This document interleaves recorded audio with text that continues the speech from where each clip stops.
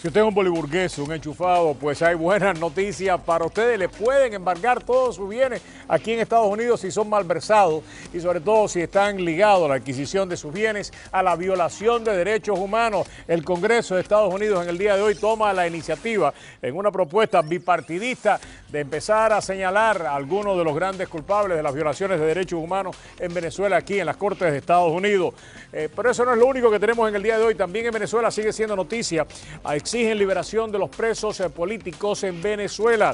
Tenemos mucho más de esta noticia en solamente unos segundos. Mientras tanto, ayer tuvimos al alcalde de Sweetwater y hoy regresa. Están cerrando cuentas que eran de muy difícil explicación. El alcalde nos va a decir por qué está cerrando estas cuentas y qué puede hacer con el Departamento de Finanzas, que ayer de forma exclusiva reveló aquí en este programa que lo estaba cerrando momentáneamente debido a que estaba fuera de control. ¿Por qué? Nos los va a explicar. Y mientras tanto hay un debate serio sobre la pena de muerte en toda la nación. Aquí en Estados Unidos ese debate ha tomado características diferentes. La Corte Suprema ha tenido que intervenir en el caso de una persona que estaba ya en vía de ser ejecutado porque consideraba de que no tenía los niveles mentales, o sea, la capacitación mental como para pasar los niveles que exige la Corte Suprema. De eso vamos a estar hablando también con Yo de León aquí en Prohibido Callarse. Todo eso y mucho más en solamente unos segundos.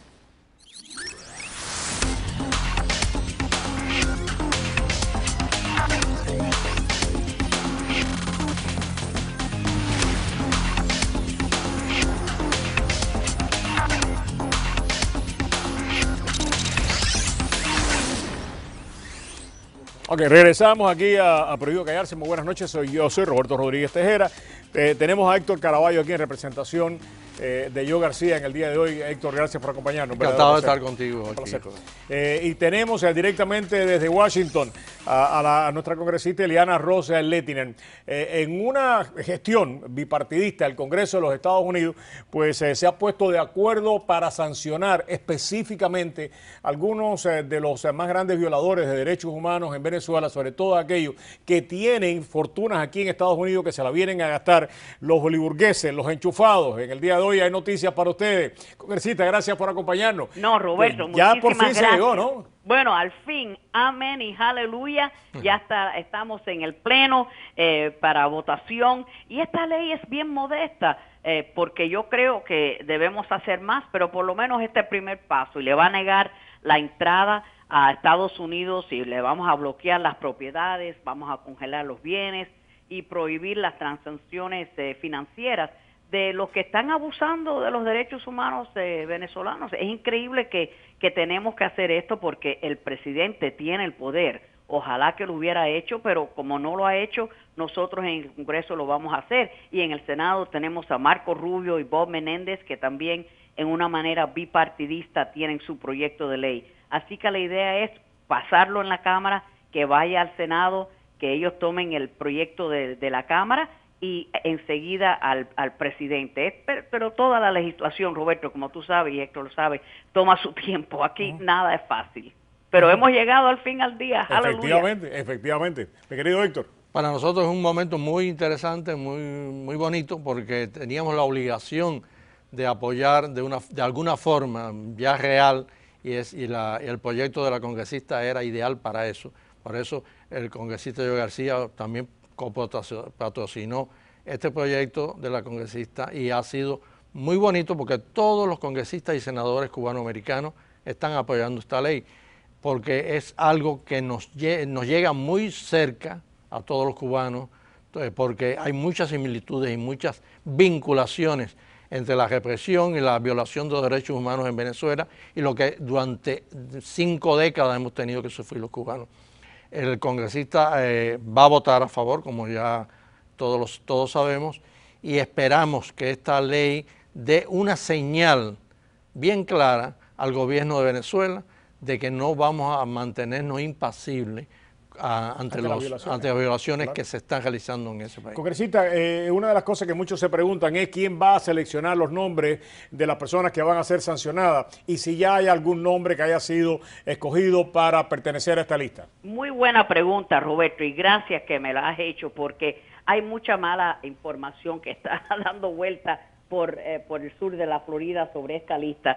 Primero, el proyecto no tiene ningún nombre, ni nombre, apellido, nadie. Eso es decisión de la Casa Blanca y del secretario de Estado. Claro que estamos preocupados por eso porque esta es una administración que no ha querido tomar acción sobre las violaciones de derechos humanos. Así que, pero bueno, así se hacen esos proyectos. Tenemos un proyecto que pasamos en ley el año pasado sobre Rusia, los abusadores de derechos humanos, se llama la ley Sergei Magnitsky, que era un preso político que lo mataron en la cárcel porque estaba descubriendo toda la corrupción y publicándola en Rusia. Lo mataron y en nombre de él pasamos esa ley para excluir los violadores de derechos humanos de Rusia que no pueden entrar en los Estados Unidos. Y lo que tenemos con el presidente Obama y el secretario de Estado John Kerry es una tremenda batalla bipartidista para que pongan más nombres en esta lista. Así que primero tenemos que pasar nuestro proyecto en la Cámara, en el Senado, el presidente lo tiene que aprobar y después comienza la nueva etapa de la batalla, que es demandar que se pongan nombres en esas listas y que no sea un archivo histórico para los académicos estudiar en los futuros años. No, que esto sea penalidades reales para estos descarados abusadores criminales. No puede haber ningún tipo de duda de que tenemos que actuar y la labor nuestra es esa. Uno no puede responder por cómo van a suceder las cosas y de qué forma se van a hacer. El deber de cada uno individual y de cada congresista, como lo vemos aquí con la congresista Ileana, es que tenemos que actuar por nuestra propia decisión de no quedarnos ajenos a una situación. Y eso es lo que tenemos que hacer y eso es lo que ejemplos como este deben instar a todo el mundo, no solo en el Congreso de Estados Unidos, en funciones de muchos otros países, inclusive de América Latina, que muchas veces nos dejan con un sabor amargo en nuestros labios, porque no vemos que reaccionan como debieran reaccionar ante una violación que corresponde a ellos mismos. Claro que sí. Oponerse, denunciar y combatir, y no está sucediendo. Y déjeme decirle que en los últimos minutos ha surgido una controversia porque un grupo de 14 congresistas demócratas con el líder John Conyers, que antes era el presidente del Comité Judicial, están pasando una lista y una carta para conseguir más firmas en contra del proyecto de ley porque dicen que Maduro tiene un proceso a la paz y que no quieren sancionar a Venezuela. Esto no es sancionar a Venezuela, es sancionar a los criminales. Así que ojalá que todo se pueda resolver, pero hasta ahora tenemos este pequeño grupo, pero hay un poquito de controversia. Y lo mejor que sucedió en todas estas cosas, Roberta Jacobson, la subsecretaria de Estado para Asuntos Latinoamericanos, en un momento dado dijo de que miembros de la Mesa de la Unidad habían pedido que no se aplicaran sanciones y Guillermo Veledo salió diciendo, dijo, nosotros no hemos dicho absolutamente nada de eso y estamos a favor de que se sancione individualmente a personas que cometan violaciones de derechos humanos y Estados Unidos es un país soberano que tiene el derecho a hacerlo y me pareció extraordinariamente importante y la señora Jacobson tuvo que salir a rectificar y a decir de que nadie en la Mesa de la Unidad le había dicho eso, que era una equivocación y la mayor parte del liderazgo, nosotros hemos estado en comunicación, la mayor parte del liderazgo dentro de Venezuela respalda estas sanciones individuales para poderle dejar saber a algunos personajes específicos del madurismo y del chavismo que sus crímenes no pueden, ni deben, ni van a quedar impunes. Es que es indudable que la estrategia y la meta del pueblo venezolano y de las agrupaciones y partidos políticos opositores es convertir la sociedad venezolana en una sociedad democrática y plural. Entonces, las tácticas pueden ser distintas, pero todo tiene que ir encaminado a un solo proyecto, que es democratizar a Venezuela. ¿Cómo que no? Congresista, muchísimas gracias. No, muchísimas gracias y a la victoria hoy y pronto en el Senado. Cariño y saludos desde Washington. Estamos seguros que en el Senado en cualquier momento lo pasan también y entonces tendremos, está en el presidente, entonces la presión habrá que ponerse al secretario de Estado y a la misma Casa Blanca para que empiecen a incluir los verdaderos culpables de tanta represión en esa lista y empiecen a saber de que, como usted acaba de decir hace solamente unos minutos, de que la voluntad del Congreso de los Estados Unidos, que termina siendo el representante del pueblo, va a ser respetada por el Departamento de Estado y por la Casa Blanca, como ejemplo para la comunidad internacional. Un fuerte abrazo desde acá. Bueno, cariños desde Hasta luego. Washington. Gracias. Cariños. Muchas gracias. Aquí también hace solamente unas horas, el senador Bob Menéndez acaba de criticar fuertemente, me parece que eso está bien, a la Cámara de Comercio de aquí de la Florida, por un viaje que tienen programado a Cuba. Lamentablemente lo último que hemos visto en las últimas semanas, los últimos meses, es que independientemente de la posición que uno tenga en el embargo o no, es una carrera hacia tratar de ver qué es lo que uno puede terminar llevándose de ese país que se está cayendo a pedazos, ¿no? Es quien llega primero para llevarse los escombros. Ya está en Cuba. Y es una forma realmente insultante para nosotros los cubanos y para la oposición dentro de Cuba, que se olviden de las violaciones de derechos humanos que se están cometiendo continuamente y que el instrumento sea este de vamos a hacer negocio en Cuba, y si nosotros hacemos negocio y nos llevamos mucho dinero, pues entonces algo le quedará a los cubanos, el trickle down económico. A este tema le aplica lo mismo que dije sobre Venezuela, es decir, si tú de verdad, honestamente, quieres en una Cuba democrática, tú tienes que analizar que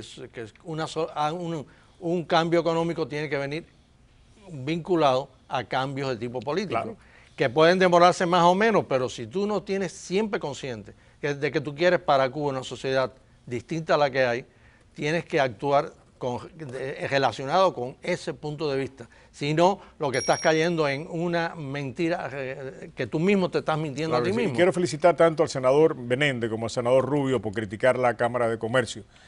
Lamentablemente, no hemos visto la suficiente cantidad de voces, sobre todo aquí en nuestro estado, personas muy vinculadas económicamente a la Cámara de Comercio por donaciones políticas, hacer la misma crítica que Rubio y Menéndez le han hecho a la Cámara de Comercio. Ojalá escucháramos más voces y se despolitizara el asunto. Vemos que cuando algunas personas en un partido político en específico hacen algo, lo critican, cuando otras no lo hacen, no lo critican.